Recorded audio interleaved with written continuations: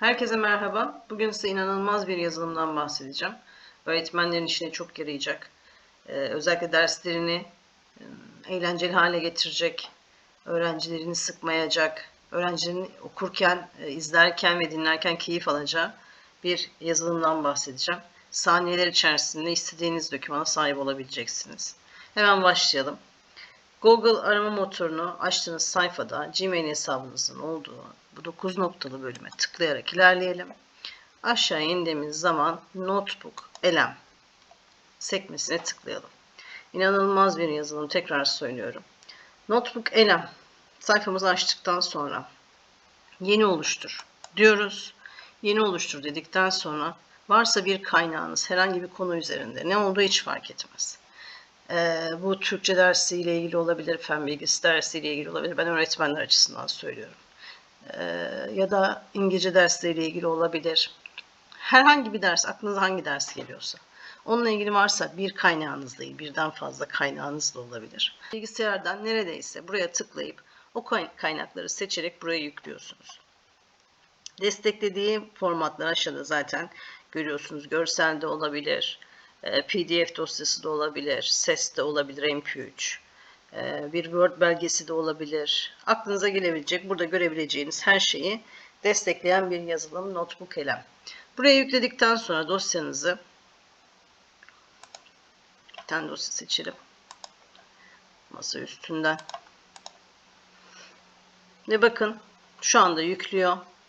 Ben Türkçe dersiyle ilgili olsun dedim. İsimler başlığı altında buraya bir Word dosyası, tek bir tane Word dosyası ekledim. Siz istediğiniz kadar ekleyebilirsiniz. İsimlerle ilgili varsa başka PDF'iniz, Word belgeniz, ses kaydınız, onların hepsini atabilirsiniz. Ve bakın bana buradaki kaynağımın kısa bir özetini oluşturdu. Şimdi bana diyor ki ben kaynağımda isimlerden, özel isimlerden, cins isimlerden bahsetmiştim. Şimdi bana burada diyor ki sen bu bilgilerle ne yapmak istiyorsun? Bana hazırlayacağı her şey benim verdiğim bu kaynak üzerinden olacak. Yani ekstra bir bilgi araştırmasına gitmeyecek. Benim verdiğim kaynakları kullanacak. Benim verdiğim kaynaklar doğrultusunda bana bir ne hazırlayacak? Aktivite hazırlayacak. Bana bir zihin haritası hazırlayacak. Bana bir slide sunusu hazırlayacak. Bana özet hazırlayacak vesaire. Tek tıkla hepsi elimin altında olacak. Şimdi bakalım bana zihin haritası hazırla diyorum. Tıkladım zihin haritasına. Zihin haritasının hazırlama süresi daha kısa diğerlerine göre. Ama sesli özet, videolu özet istediğiniz zaman birazcık zaman alabiliyor. Yani 3 dakika, 2 dakika kadar zaman alabiliyor. Ben size sadece en kolayından şimdi zihin haritasını göstermek istiyorum. Zihin haritası hazırla dedim. Bakalım ne diyecek bana. Şurada hemen oluştuğunu görüyorsunuz. Tıklıyorum. Bakın isimler, adlar, varlıklarına, verilişlerine göre daha da açabiliyorum bunu. Özel isimler, cins isimler. Tıklayarak açabiliyorum. Kainatta tek olan varlıklar her zaman büyük harflerle başlar. Kişi, ülke, şehir, hayvan, özel adları diye. Bana bunları zihin haritası olarak saniyeler içerisinde hazırlayıp veriyor. Şimdi ben bunu metin olarak öğrencilerime gönderseydim, isim şuna denir, isimler şu bölümlere ayrılır, bunlara soyut denir, bunlara somut denir, bunlara tekil, bunlara çoğul denir de bir metin gönderseydim sade, emin olun öğrencilerim onların yarısı çoğunu okumayacaktı. Belki yarıdan fazlası okumayacaktı. Ama bu şekilde görsele dönüştürdüğüm anda hepsinin ilgisini çekecektir. Hele ki böyle interaktif olarak gönderebilir. Onları da bu sayfaya ekleyip interaktif olarak bunlara dokunduklarında açılan pencere olarak görebilirlerse inanın daha çok dikkatlerini çekecektir diye düşünüyorum. Şimdi ben daha önceden hazırlamış olduğum yine aynı belgeyle ilgili şurada sizi bekletmemek adına birkaç örnek göstermek istiyorum. Sesli özet hazırla demiştim. Ondan sonra zihin haritası zaten hazırlamıştı. Bana sesli örnek, sesli özet hazırla, bilgi kartı hazırla, test hazırla ve slide sunu hazırla demiştim. Şimdi onları isterseniz bir tek tek buradan inceleyelim. Aynı konu, aynı metini buraya yükleyerek yapmıştım. Sizi bekletmemek adına hemen şuradan bunları tıklayarak oluşturabildiğinizi gösterdikten sonra şöyle aşağı inelim. Şimdi bakın ben sadece bir metin yükledim oraya, bir Word belgesi yükledim. Cins isim, tekil isim, çoğul isim bunu anlatan bir Word belgesi ekledim ve ona dedim ki bana İsim kartları hazırla. Bakalım ne hazırlamış. Varlıkları, duyuları, düşünceleri veya kavramları karşılayan sözcüklere ne denir? Tıklıyorsunuz. İsim denir diye çıkıyor. Bir başkası. İsimler özelliklerine göre kaç ana başlıkla incelenir? Tıklıyorsunuz. 3 ana başlıkla incelenir. Varlıklara verilişlerine göre, varlıkların oluşuna göre, varlıkların sayılarına göre. 27 tane burada kart var. Bakın verdiğim bir tane Word belgesinden, inanın bir sayfa ya da 1,5 sayfaydı o Word belgesi. Ondan bana istediğim kaynağı saniyeler içinde hazırlayan bir yazılım. Videolu özet istedim. Örneğin. Hemen bakalım nerede benim videolu örneğim. Sanırım şu. Hemen bakıyorum. Kelimelerin gizli dünyasına, onların kimliklerini ortaya çıkaracağımız çok keyifli bir yolculuğa hoş geldiniz. Bugün Ali ile o bir cins isim. Gayet net değil mi? Ama durun, işler şimdi biraz ilginçleşecek. İşte olay burada kopuyor. Genel bir kelimeyi alıp onu çok özel bir varlığa, mesela kedinize isim olarak verdiğimizde ne oluyor? Bu küçük bilmece aslında kuralın nasıl işlediğini Gördünüz mü? Size sesli olarak bir video veriyor. Dilerseniz buradan büyütebilirsiniz. Şuradan büyütebilirsiniz. Dilerseniz buradan da hızlıca 10'ar saniye atlayabilirsiniz. Hemen değiştirelim. Videomuza baktık. İsim kartlarına baktık. Test oluştur. İsimler testi. Aşağıdaki seçeneklerden hangisi sadece özel isimler yer almaktadır? Bakıyorsunuz. Atıyorum. Seçtiniz. Bak pek doğru değil. Açıklamasını da veriyor. Neden? Doğru cevabını da veriyor. Bakın. Sonraki diyorsunuz.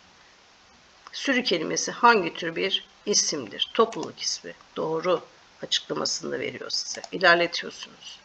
Yani bakın düz bir metinden nasıl farklı uygulamalar yaratabiliyoruz?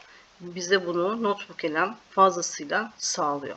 Videolu özet izlemiştik. Sesli özete bakalım. Sesli özette iki kişi karşılıklı konuşacak. Benim verdiğim 1,5 sayfalık Word belgesi üzerinden sesli özet. Bakın oluşturuluyor diyor zaten. Ben sizler için daha önce oluşturmuştum.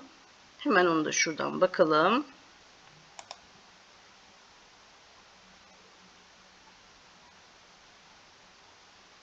Elimizdeki malzemeyi 3 ana başlıkta ele alacağız ve aralarında şaşırtıcı bağlantılar kurmaya çalışacağız. Çok doğru bir hedef. Çünkü isimler, yani sadece kelimelerden oluşan bir liste değil aslında. Zihnimizin gerçekliğe taktığı etiketler. Etiketler. Güzel tabir. Ve bu etiketleme sistemi Evet, bana burada sesli olarak videoyu özetliyor. İnfografik hazırla demiştim. Yukarıdaki bakın şuradan. Nerede? Şuradan infografik hazırla. Bakın.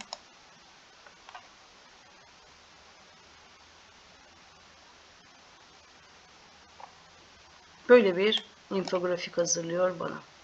Çok fazla kullanabileceğimiz ve tüm yapay zeka araçlarının önüne geçebilecek bir yazılım.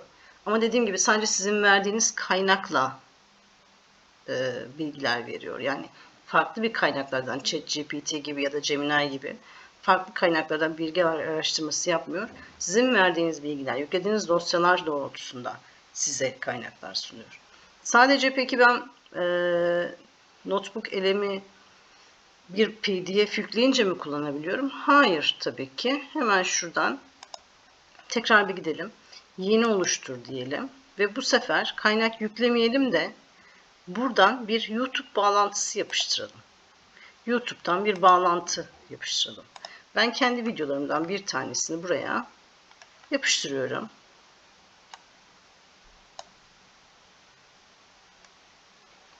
Bakın buraya yüklüyor. Yüklediği anda tik oluyor zaten. Ve bu yüklediğim YouTube bağlantısındaki videomla ilgili ben burada ne anlatmışım? Remove BG anlatmışım. Bununla ilgili ne istiyorsun diye bana soruyor. Bununla ilgili bana sunu hazırla dersem sunu hazırlayacak.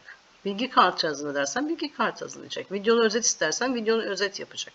Ben çok fazla zamanınızı almak istemiyorum bu videoyla. Ama bunların hepsini tek tek deneyip öğretmen arkadaşlarım deneyip tek tek hepsini derslerinizi daha keyifli, daha zevkli hale getirebilirsiniz. İnanın daha fazla dikkat çekecektir dersler, konular. Ve inanın daha fazla öğrenci konuyu daha net bir şekilde anlayabilecektir. Ayrıca Hemen şuradan tekrar göstereyim. Ne kadar uzatmak istemesem de ister istemez video uzuyor. Çünkü gerçekten faydalı.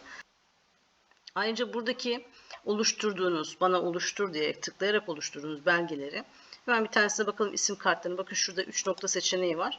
Buradan ne yapabiliyorsunuz? Yeniden adlandırabiliyorsunuz ya da paylaş diyebiliyorsunuz. Tıkladığınız zaman buna bazılarında indir seçeneği görünüyor. Bakın bunda önlü arkalı kart olduğu için görünmüyor. Ama bazılarında indir seçeneği de var. Hemen bakalım hangilerini indirebiliyormuşuz. Şuradan hemen birkaç tanesine bakacağım. Bunda sadece sil var ama açtığınız zaman, orada görünmese bile açtığınız zaman bakın şuradaki gibi indir seçeneğini görebiliyorsunuz. Böyle bir özelliği de var Notebook L'min. Daha çok fazla var. Yani içine girdikçe, uğraştıkça görüyorsunuz. Ben kullanmanızı şiddetle tavsiye ediyorum.